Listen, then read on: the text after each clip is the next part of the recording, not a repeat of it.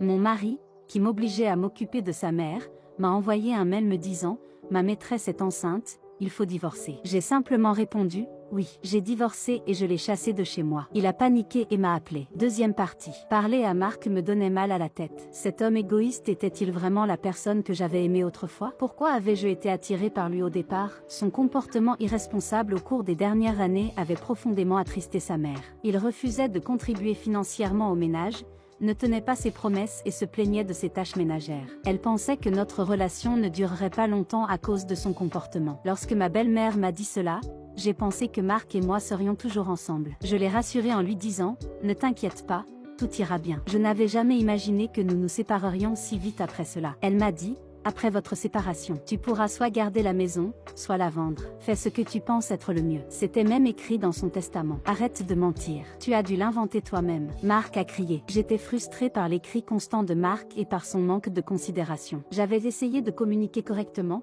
mais il a ignoré mes messages et a simplement envoyé un mail demandant le divorce. J'ai donc décidé de partir et de vendre l'appartement. Tu aurais pu te contenter de m'envoyer un mail à ce sujet. Devais-je vraiment expliquer poliment à un homme qui s'était déchargé de la garde de ses parents sur d'autres personnes et qui avait eu une liaison par le biais d'un mail qu'il ne lirait peut-être même pas, qu'il devrait réfléchir à ses propres actions? Son attitude était insupportable. Il faudrait vraiment que tu prennes le temps de réfléchir à ton comportement, lui dis-je en essayant de rester calme. Peut-être que maintenant tu comprendras comment tes actions ont mené à cela. Et encore une chose avant que je ne puisse terminer. Marc a raccroché, comme d'habitude, me coupant la parole. Il y avait encore des informations importantes que je n'avais pas partagées, mais son égoïsme prenait toujours le dessus. Même si j'ai dit que c'était important, ce n'était pas vraiment crucial pour moi, et je savais que je ne devais pas trop m'impliquer dans ses affaires. Après tout, Marc était un étranger pour moi maintenant. Le téléphone s'est tu et j'ai enfin pu me concentrer sur mon travail. Environ 6 mois plus tard, alors que je me trouvais devant la tombe de ma belle-mère,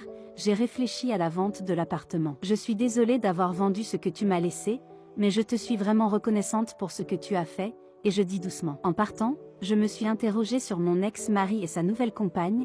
Ils ont dû déménager après la vente de l'appartement, mais ce n'était plus mon problème. Me sentant un peu seule, j'ai commencé à rentrer chez moi. En chemin, j'ai croisé un visage familier. Comme je m'en doutais, il m'a remarqué et s'est approché de ses pas lourds de colère. Derrière lui, une femme portait un bébé. Tu nous as fait emménager dans un appartement délabré, tu as gagné de l'argent en vendant l'appartement de luxe? Donne-moi un peu, exige-t-il. Alors, vous êtes toujours mariés, malgré tout? Répondis-je avec une pointe de sarcasme. Ce n'est pas ma faute si tu vis dans un appartement minable. Compte tenu de tes revenus, il est normal que tu vives dans un tel endroit. L'appartement de luxe était une exception. Je me suis tournée vers sa jeune épouse. Vous avez vraiment raté quelque chose. Tu as été attiré par sa richesse, mais maintenant ce n'est qu'un homme ordinaire, et je ajoutai, incapable de retenir des mots durs, je ne pouvais pas m'empêcher d'être cynique. Si tu me donnes l'argent, tout sera résolu. Mais c'est pitoyable pour Naomi et l'enfant, tu ne crois pas? Oui, je suis en période post-partum mais je ne me sens pas au mieux de ma forme, dit Naomi, la voix teintée de tristesse. C'est trop décourageant de devoir vivre dans un endroit aussi épouvantable, surtout pour cet enfant. Je comprenais sa frustration, compte tenu du contexte. En effet, ce doit être une expérience traumatisante pour l'enfant de vous avoir comme parent. Si vous voulez améliorer vos conditions de vie, lui et je dis, pourquoi ne pas chercher un emploi à temps partiel? Vous devez vivre selon vos moyens. Leurs yeux se sont écarquillés de surprise et ils ont protesté avec véhémence. Ils ont fait valoir que le mode de vie d'un appartement de luxe leur convenait, mais je n'étais pas enclin à écouter toutes leurs explications. D'après ce que j'ai compris, ils semblaient surestimer leur situation, alors qu'ils vivaient déjà dans un appartement modeste. Ils avaient une telle estime d'eux-mêmes. Comment quelqu'un qui a une maîtresse peut-elle être vraiment honorable? Demandai-je d'une voix glaciale et tranchante. Tout d'abord, sais-tu seulement que c'est aujourd'hui l'anniversaire de la mort de ta mère et que tu es en train d'exiger quelque chose? Quand je l'ai regardé fixement, il a répliqué, la voix tremblante. Mais je n'y peux rien, je ne connais pas ton adresse. Arrête d'être aussi impudique, j'ai craqué, c'est pitoyable. Même la pire des personnes ayant eu une aventure aurait pu être pardonnée si elle avait fait preuve d'un peu de compassion pour le défunt. Prenant une grande inspiration, je jette un coup d'œil à Naomi et au bébé qu'elle tient dans ses bras avant de me retourner vers Marc. Il y a quelque chose d'important dont nous devons discuter, dis-je, prête à aborder le sujet. Je n'avais pas eu l'occasion de m'expliquer complètement avant que Marc ne me coupe la parole lors de notre dernier appel. Il y a quelque chose d'important à propos de ce bébé dont je dois parler. Il est fort possible que ce ne soit pas ton enfant. La colère de Marc a repris de plus belle. Ne dis pas des choses aussi ridicules. Tu crois que tu peux dire ce que tu veux? Sa voix était irritée, mais il était clairement ébranlé. En revanche, Le visage de Naomi est devenu pâle et montrait une inquiétude indéniable. Il est clair pour tout le monde que nous ne pouvions pas avoir d'enfant, continuai-je. C'est pour ça que j'ai fait examiner mon état, je voulais un enfant, alors j'ai vu un médecin, mais ils n'ont trouvé aucun problème avec moi. Je t'ai demandé plusieurs fois d'aller à l'hôpital, mais tu n'y es jamais allé. Alors qu'est-ce que tu insinues? Que c'est ma faute parce qu'il n'y a rien qui cloche chez moi. Le sourire moqueur de Mark n'a fait qu'accentuer ma frustration. Bien sûr, l'histoire ne s'arrête pas là. Tu as vu une forte fièvre quand tu étais enfant,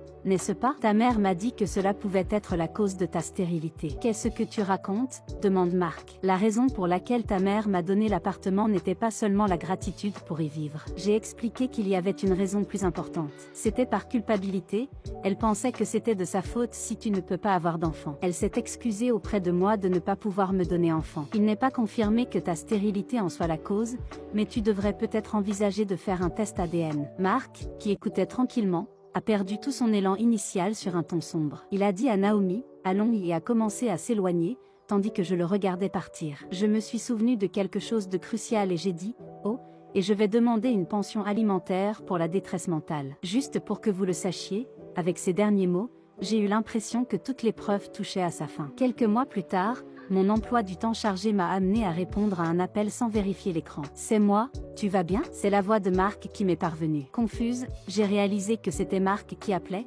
Qu'est-ce que tu veux? Je suis occupée. Écoute, ce bébé n'est pas le mien. J'avais moi-même des doutes à ce sujet. Je l'ai compris grâce à notre conversation. J'ai divorcé de Naomi. Et si on recommençait à zéro? Sa tentative de réconciliation semblait totalement irréaliste. J'ai eu un petit rire. Se réconcilier après une tromperie, c'est impensable. Je me doute que tu as du mal, que tu vis seul et que tu veux compter sur moi. Je pourrais envisager de t'engager comme secrétaire. Mon affection pour Mark avait complètement disparu, mais il était toujours le fils unique de ma belle-mère. Je pensais être aussi généreuse que possible. Mais Mark n'était pas content. Tu te moques de moi, d'être ta secrétaire? C'est ta dernière chance de te réconcilier. Je n'ai pas besoin d'une telle occasion, et je répondis. Honnêtement, tu devrais regarder les choses plus objectivement. Avant que je n'ai pu terminer, l'appel a été brusquement interrompu. Quelle puérilité de raccrocher juste parce qu'il n'a pas aimé ma réponse. Malgré mes bonnes intentions, il semblait les sous-estimer. Il continuerait probablement à vivre dans un appartement miteux, ce qui ne me concernait plus. Après avoir bloqué tout contact avec Mark,